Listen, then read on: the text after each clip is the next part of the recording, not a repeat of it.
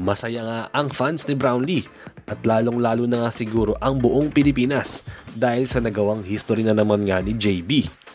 Comeback win at dalawang magkasunod kasi tinalo ng Philippines ang China sa loob ng 32 days. Dahil yung FIBA World Cup nga ay tinalo nga rin natin sila. Ronde Hollis Jefferson versus Justin Brownlee rematch. Tuluyan na kayang makakabawi si JB dito nga kay RHJ pagkatapos niyang matalo sa series ng final sa PBA. At dito naman nga ulit sila maghaharap sa finals ng Asian Games.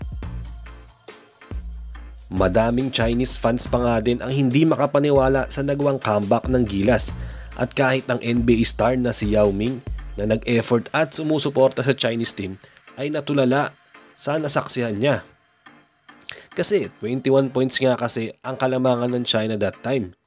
Biglang nahabol sila ng isang iglap.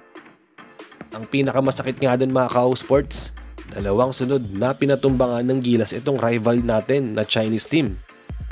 Ito sana yung time para bumawi nga ang Chinese sa team dahil nilampaso nga sila dito nung World Cup. Kaya nga, excited nga silang makatapat nga nila ito ulit. Pero mukhang sila nga ang nabigla itong Chinese team dahil siya come from behind the win nga ng Pilipinas. At hanggang ngayon, madaming Chinese player pa nga din ang galit at hindi makamove on sa ginawa sa kanila nga ng Gilas. Sa sariling home court kasi nila yun nangyari. So malaking factor nga rin talaga yun mga ka-sports. Pero yun nga, dahil sa ganda ng pinakita ni Brownlee at sa pagbuhat niya ng Gilas noong second half kontra Chinese team, madaming European coach nga daw ang napukaw sa nilaro ni JB. Isa na din daw dyan itong head coach nga ng China na si Alexander Dordevich. Kilalang coach nga siya ng Europe at naging part nga siya ng Serbia coach. Respetado at isa nga din siya sa nakakapansin sa mga may potential na players dahil madami na din siyang nahawakan na player na naglalaro nga ngayon sa NBA.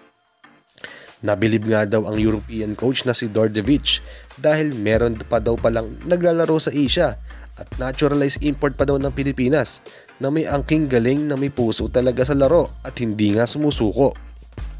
Kaya naman, maaaring kinausap nga daw ni Coach Alexander at i-congratulate itong si JB sa nagawang panalo ng Gilas. At posibleng nag-usap nga daw silang dalawa na kung pwede daw siyang magkaroon ng time makapag-practice at i-recruit nga siya para maglaro nga sa Europe. Kaso, ang isa kong nakikitang problema nga dyan ay itong age ni JB mga ka-sports. Nagkakaedad na nga kasi siyang 35 at medyo matanda na yun sa kanila. Dahil mas prefer nga siguro nila ay yung mag-develop pa ng mas bata. At malaki din ang chance na hindi nga tanggapin ni Brownlee yan mga ka-sports yung offer na yan ha. Itong kahit Europe pa yan. Mas gusto niya kasing manirahan na lang dito sa Pilipinas. At ayaw niya nga maglaro pa sa ibang liga bukod nga sa PBA na nasa Ginebra siya. Lalo ngayon mga ka-sports, naturalized import pa nga siya ng Pilipinas at may chance nga na makakuha tayo ng gold medal kapag nanalo tayo sa finals kontra Jordan. Madami na din kasing natanggap na offer dati yan si Brownlee at maglaro nga para sa kanilang mga liga. At di hamak na mas malalaki nga ang offer kaysa nga dito sa Pilipinas. Madami na nga siyang nireject na offer dati.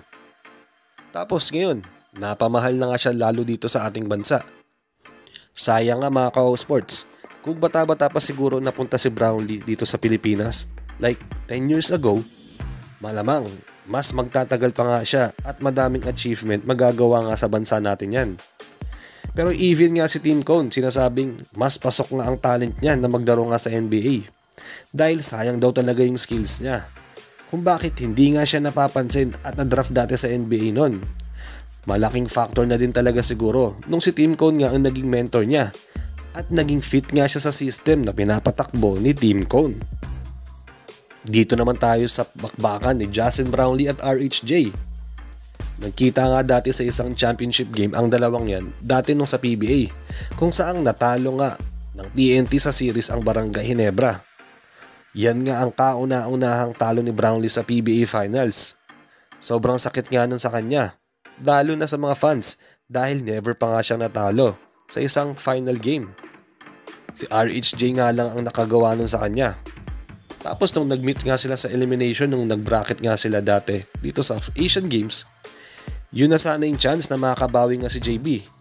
Kaya naman ngayon mga ka-sports, dahil maghaharap nga sila sa isang championship na naman, mas mabigat na nga ito dahil mga nire-represent na bansa na nga nila ang lalaruan at buong Asia na nga ang makakasaksi. Makakabawi na kaya si Brownlee dito kay RHJ? Ayon kasi sa isang interview kay Team Cone mga ka-sports, kung mabibigyan pa raw talaga sila ng chance na makakalaban nga ang Jordan team, sa tingin niya ay kaya na nila ito talunin. Kasi nakita na nga ni Team Cone ang mga pagkakamali nila that game, kung saan tinambakan nga sila ng malaking puntos. Pero ngayon, sinisiguro na daw nila pag maghaharap nga sila ay paghahandaan na nga nila yung depensa na gagawin kay JB, na which is yung box 1 defense. Dahil nun nga ay nabigla sila sa ginawang depensa kay Brownlee. Hindi nila in-expect yon.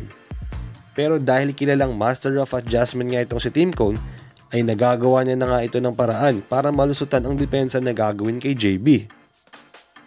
Good luck sa laban ng Gilas at Jordan mamaya mga ka-sports. Sana nga makuha ng Gilas ang gold medal at mabigyan tayong mga Pinoy na magkaroon nga ng history ulit dito sa Asian Games at madagdagan ng gintong medalya. Hanggang dito na lang muna tayo sa video na ito mga ka-sports. Salamat sa panonood. Bye-bye!